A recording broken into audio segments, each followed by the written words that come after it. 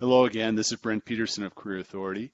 And if you've reached this step, we're at the final step using your flight path, which is step 6. Then I want to say congratulations because you've most likely completed the input in your flight path discovery. So let me talk you through how do you use this. So the first thing that you will have noticed as you hit the final part of the input are the instructions to send the completed workbook back to us at this email address. We'd also love to see your resume. It'll actually help us, because we're going to do a little quality control as we review the results and turn on the algorithms to complete your flight path. If you can send that, that'd be fine.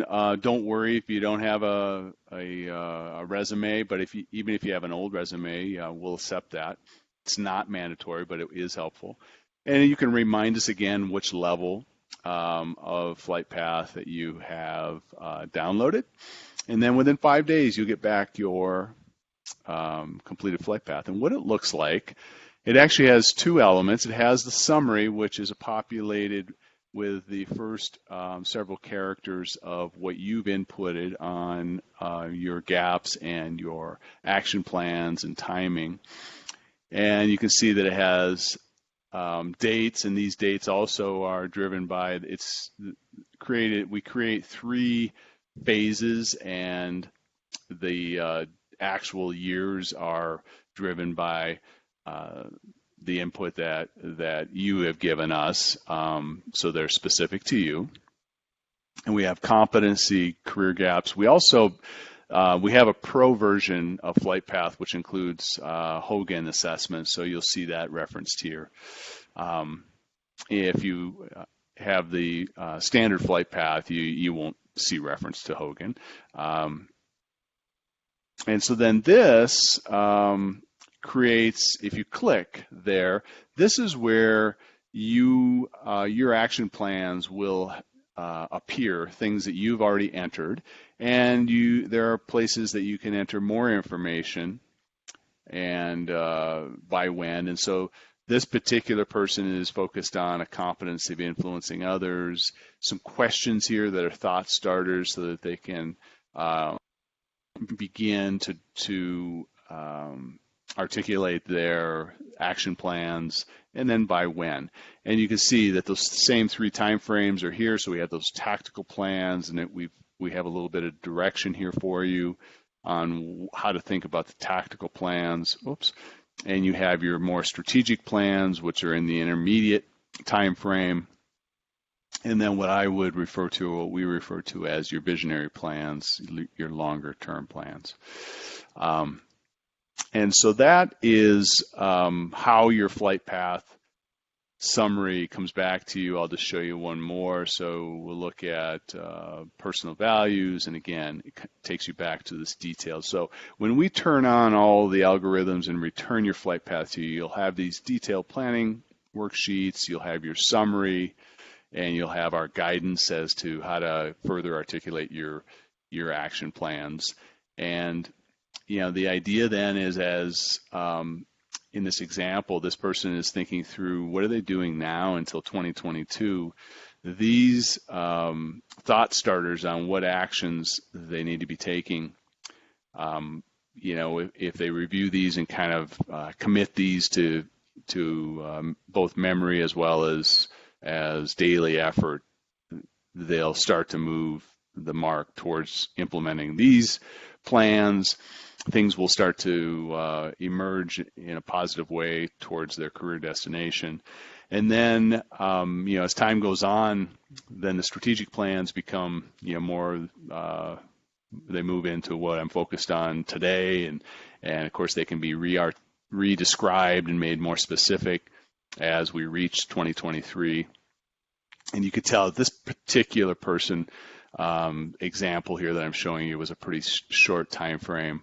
But in my previous example, I was, aiming at 2020 to 2040, and of course, that would create a different sort of flight path for that person. Okay, so let me just go back to the slides and to sum up with some suggested uses once you have your your completed flight path.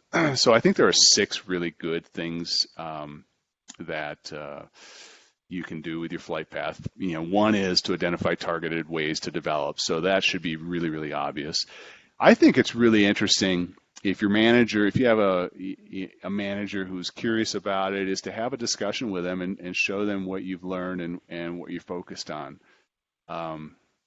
Or if that's not available, then a mentor, so that you can talk through your actions. And a lot of times that discussion will give you more ideas than you can edit and bring into your flight path. The idea of better aligning your values and the subsequent actions based on that alignment with your career goals. We've talked about that in step 5, and I think that's a really important topic that will become visible in your flight path. I think the idea of exploring different career destinations and seeing how they fit your competency and considering how they line up with your assets and your values could be really a great thing to be able to do in a safe environment without having to go sort of spend 3 or 4 years in a direction and then decide that that's not for you. As doors open and people talk about new opportunities, or you see new postings online, or however you become aware of new opportunities, you can quickly kind of reflect on where does it fit in your flight path, and if it doesn't fit, that doesn't mean that it's bad, but it's probably a red flag, and then there should be enough direction in your flight path to be able to make an accurate assessment of whether it's a valid opportunity or one that you'd be better off passing on. And then the idea of over some frequency in the future, is it quarterly, is it every 6 months? It's probably not longer than 6 months to review your flight path, update it on progress, kind of get a sense of, am I making progress based on my own plans? And I think that can go a long ways to sort of reinforcing and rewarding you as someone who is trying to manage their career like their personal business.